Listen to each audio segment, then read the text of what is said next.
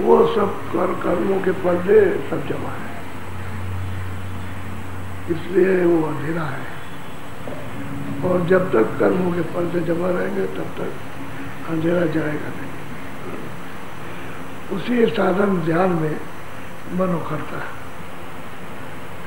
इस संसार की चीजें तो आराम से जो कुछ भी है अच्छी बुरी तत्काल उसका फल मिलता है। और यह अंधेरी कोठरी में बैठ गए तो इसमें कुछ दिखाई नहीं, कुछ सुनाई नहीं, कुछ समझ में नहीं आता। ये बात तो सही है कि आपको तो सिर्फ बैठना है, बैठने का काम दरवाजे पर करो। इतना ही तो काम करना है कि आंख से सामने, अंतर की आंख से जो कभी काम देखने का नहीं किया उसको सिर्फ देखने का काम मिलेगा।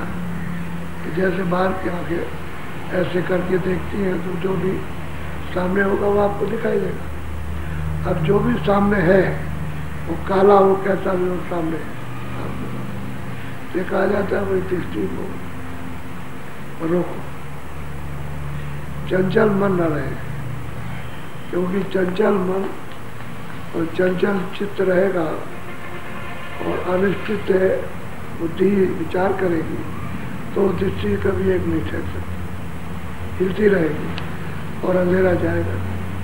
तो मन की चंचलता थोड़ा सा रोकने की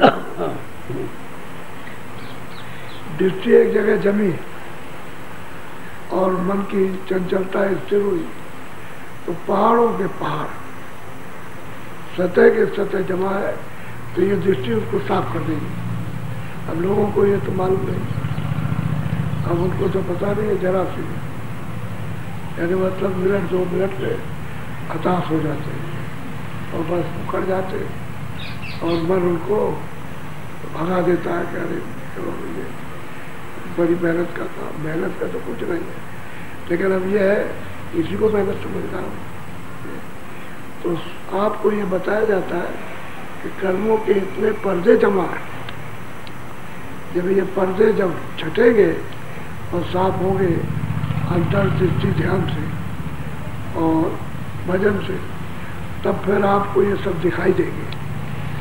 क्योंकि कभी उजाला कभी अंधेरा, ऐसा अंधेरा नहीं, उजाला रहेगा लेकिन उजाले में दिखाई देगा कभी ये पर्दा और कभी ये पर्दा, कभी काला आया, कभी पीला आया, कभी लाल आ गया तो कभी किसी का, कभी सफेद आ गया, ये सब दिखाई देंगे। तो वो पर्दे जो आपने कर्म किए और पर्दों के साथ साथ कुछ दृश्य भी, कोई मरे हुए जा रहे, कोई आदमी है पड़े हुए हैं, कोई ये पड़े, तमाम मरे हैं, तमाम शक्लें, कोई जानवर मरे पड़े हुए चिल्ला रहे, चिल्ला रहे, ये सब दिखाई देगा। सब उसी में भागा दौड़ी होगी जानवरों की कि ऊपर आए, काटने को आ रहे और ये करेंगे, इसी में साधक करवाया जाता है। क्योंकि वो सब पर्दे तो उसने जमा किए, जानवर मारने के, इसके आदमी मारने के, झूठ बोलने के, धोखा देने के, बेईमानी करने के, चोरी करने के, ये सब मतलब ये, और कुछ पुण्य भी होता है उसको, ये सब उसने मिलोरी में जमा करता है।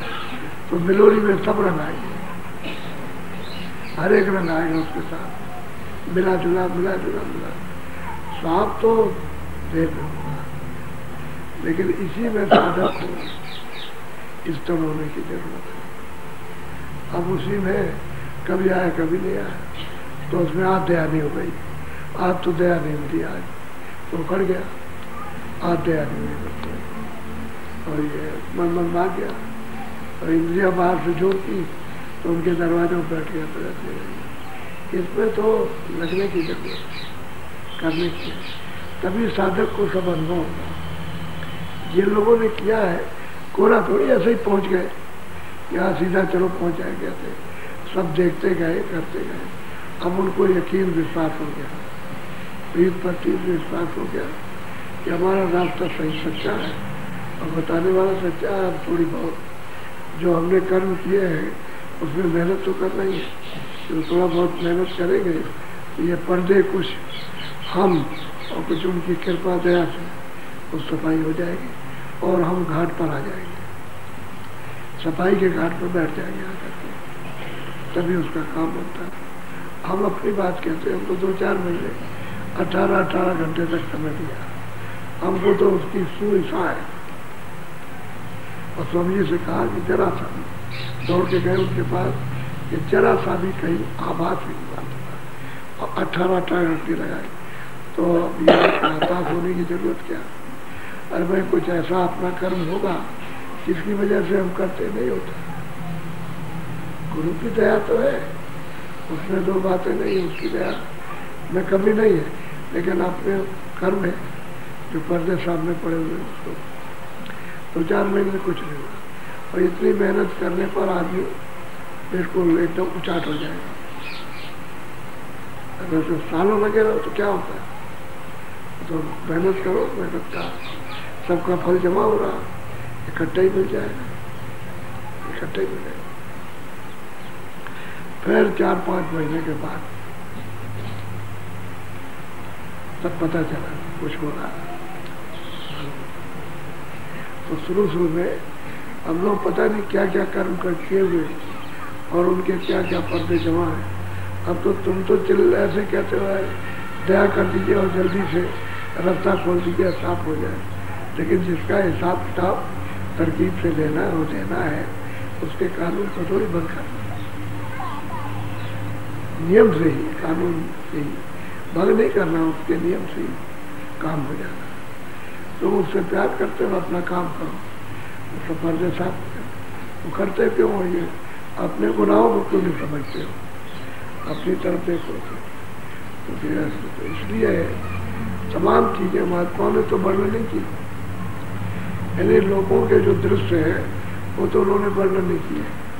बहुत कभी कभी जो मौज में आई देता, क्योंकि वो उसमें फंस जाएंगे, उसमें फंस जाएंगे, उलझ जाएंगे, तो वो फिर उसको सीधा रास्ता लेते हैं, सीधे रास्ते से चलते। जब क्या था तो उसकी व्याख्या बहुत कम करते हैं, बहुत कभी मौज में हुई तो कर दी, नहीं तो नहीं, क्योंकि साधक को सीधा ले जाना, वो यहाँ से निकालते। और तो ये बहुत, अब जाओ बाजार तो बहुत तरह के लगे, जैसे किसी शहर में जाओ तो तरह तरह की सजावट और बाजार लगेंगे, हर एक सामान। तो उसकी क्या व्याख्या करने की? तुमको तो उस मोहल्ले में जाना है, वो बताए कि वहाँ चलना है, और कहीं जाने क्या नहीं। अब वो देखने लगा बाजार तो वही रुक गया, आगे नहीं पहुँच सका, उसी को रुक गया तो उसका दिन चला गया, बरस चला गया, वो तो ठीक है वहाँ रुक गया। जैसे यहाँ देखने लगा वैसे वहाँ देखने लगा, और रुक करके फंस जाएगा। इसलिए ज़्यादा व्याख्या नहीं करते, सीधे निकाल लेते हैं। तो ज़्यादा उसका भेदभाव और उसकी श्रद्धा, उसका ये वर्णन नहीं करते, क्योंकि वो रुकेगा फिर वो ठहरेगा, अच्छा नहीं है सीधा। तो आप लोग कहने का मतलब है कि आप लोग अपने मन को और चित्त को जिस काम को दिया गया उसमें लगा करके बैठो, और जो साधन भजन करते हो उसमें गंदगी साफ हो रही है। अंदर के घाट पे बैठ के अंदर की हाथ से काम से जो भी आप काम कर रहे हो उसमें गंदगी साफ हो रही है, और जैसे गंदगी साफ हुई वैसे ही रास्ता दिखाई दिया। अब उसमें तो कोई नहीं, और किसी के पास ज़्यादा गंदगी है बहुत, किसी के पास में उससे कम है, किसी के पास उससे भी कम। बहुत से लोग होते हैं बहुत कम गंदगी, तो उसमें थोड़ी बहुत जल्दी और देर लगती है, लग जाती है देर, लेकिन यह है कि काम हो रहा है। ये ना समझे कि मेरा काम नहीं हो रहा, लगे रहो। और छोड़ दोगे तो जाके था वहीं आ जाओ, फिर कुछ नहीं होगा। तो जो कुछ भी सफाई की थी बाद में सब फिर ला दो, तो फिर उतनी मेहनत करनी पड़े, लगे रहो लगे रहो। इसलिए अपना अनुभव होता है, उससे ये पता चलता है कि मतलब ये कैसा होता है। अपना अनुभव ना हो तो पता क्या चले, मालूम नहीं हो। फिर उस साधक को क्या प्रेरणा मिलेगी? कुछ नहीं मिलेगी। इसलिए लगे रहो, रास्ता बिल्कुल सही है, साबित है, और सच्चा है और सनातन है, इसमें इधर उधर नहीं कुछ होगा। और दूसरा रास्ता कोई है नहीं।